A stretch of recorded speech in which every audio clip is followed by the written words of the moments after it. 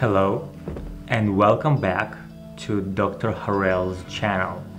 I am Dr. Harel and this channel is dedicated to your well-being, wellness, and happiness. These series are specifically focusing on trauma and post-traumatic stress. These series are dedicated to custody officers, police officers, veterans, and other emergency services personnel that suffer trauma as a part of their job. Before we continue, I would like to remind you we announced a casting call for anyone who would like to undergo a full course of treatment for PTSD on camera. This is going to be part of our series that are focusing on post-traumatic stress. So if you suffer from PTSD, post-traumatic stress disorder, and would like to receive a full course of treatment and you're willing to be on camera, please go ahead and go to my website and email me, get in touch, and we will talk some more. My website is www.beverlyhillscouples.com. Again, www.beverlyhillscouples.com. So if you suffer from PTSD and would like to receive a complimentary full treatment, please go ahead and contact me. This is the first segment of this series. This segment is talking about why is it important for us to talk about trauma, talk about PTSD. Let's take a look. Statistics show then that in the decade between 1990 and 1999, annually we had actually more than 300 suicides of police officers per year. And this is 4 times the number of line of duty deaths at the same decade. I think this statistic shows the enormous amount of trauma that police officers, custody officers, veterans, and other emergency personnel encounters in their line of duty. And this is one of the reasons we are putting together this series for you. A survey completed by 55 Arizona police officers indicated that most officers have experienced some symptoms of PTSD following a traumatic event. 38% suffered from nightmares, 52% reported having sleeping difficulties, 75% experienced mind reenactments, which means thinking about the event. 28 indicated they felt guilt over the outcome of the situation. 51% stated they attempted to avoid memory of the experience. 31% reported they had experienced full-blown PTSD, post-traumatic stress disorder, and 24% indicated that they were not sure if they had any symptoms. Based on this survey, of course, it's only 55 police officers, but it shows that once you encounter a traumatic event, and among the veterans and police officers and custody officers and other emergency personnel, this is a very common occurrence. Many people suffer symptoms of post-traumatic stress after the trauma. And this is why we are talking about it right now. In general population, about 25% of people who experienced a traumatic event will develop post-traumatic stress disorder. So it's 1/4.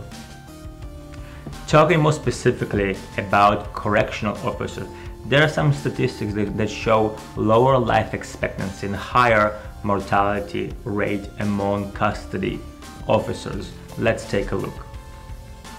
Let's take a look at the statistics talking specifically about correctional officers or COs.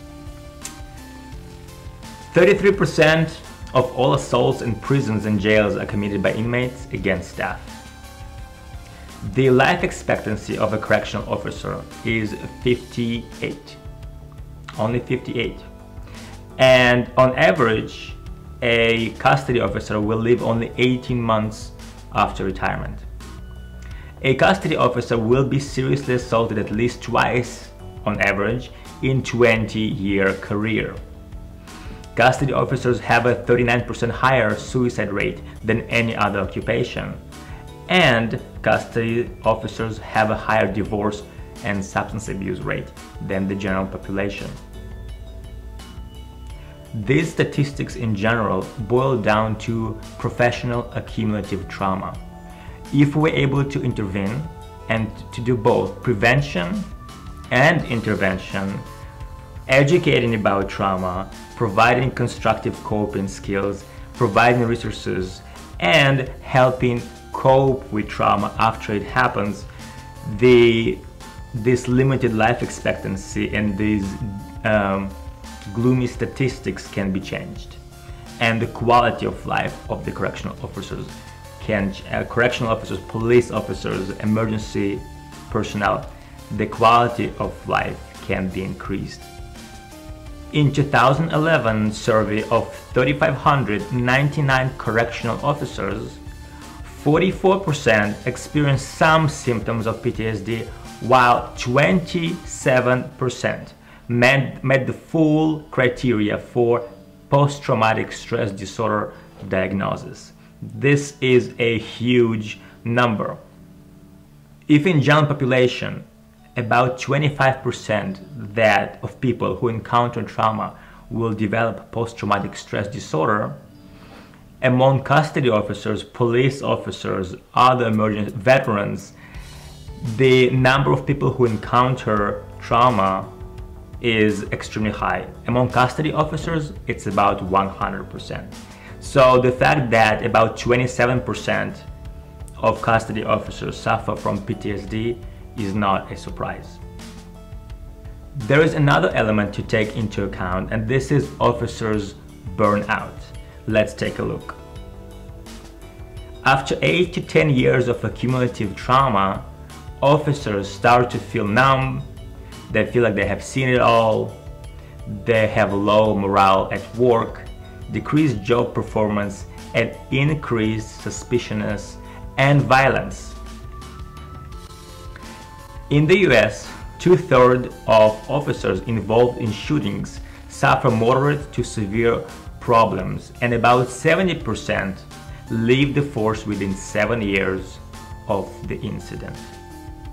Talking about trauma and post-traumatic stress is not just geared to help people who suffer post-traumatic stress. It is also about their families. Let's take a look. In a survey of 65 officers, 14% of these 65 officers involved in a critical incident engaged in domestic violence.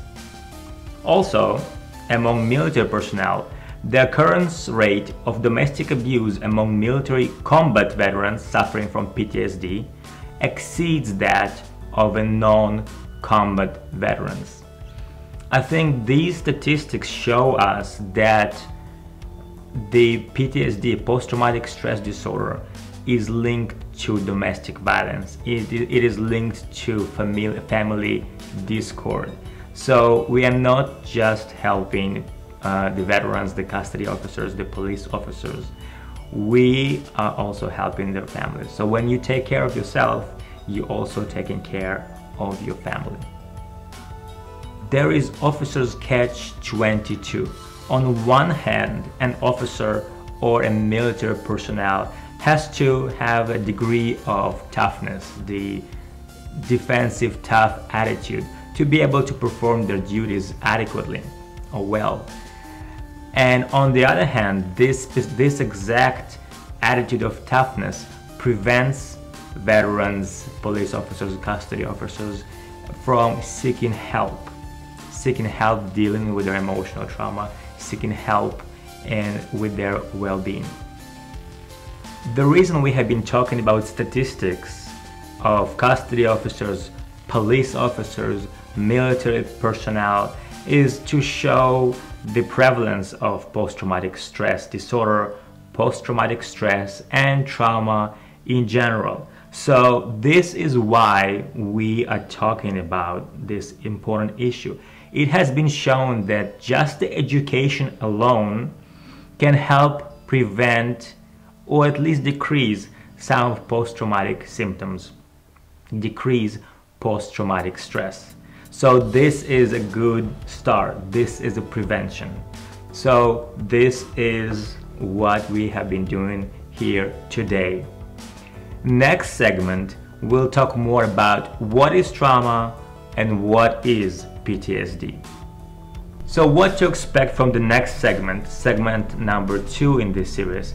In next episode, we'll be talking about what is trauma and what is post-traumatic stress. Please go ahead and subscribe to the channel if you would like to get updated, fresh information on a weekly basis. Also, if you find this video helpful, go ahead and share it on Facebook, Twitter, any other accounts you might find helpful. In order to contact me, go to my website, www.beverlyhillscouples.com. Again, it's www.beverlyhillscouples.com, and you can email me directly. Go ahead, if you have any questions, comments, suggestions for next videos, go ahead and email me, and I promise to reply, and I will take it into consideration. Also, go ahead and leave comments on this YouTube channel. Thank you for watching. Looking forward to seeing you on the next segment.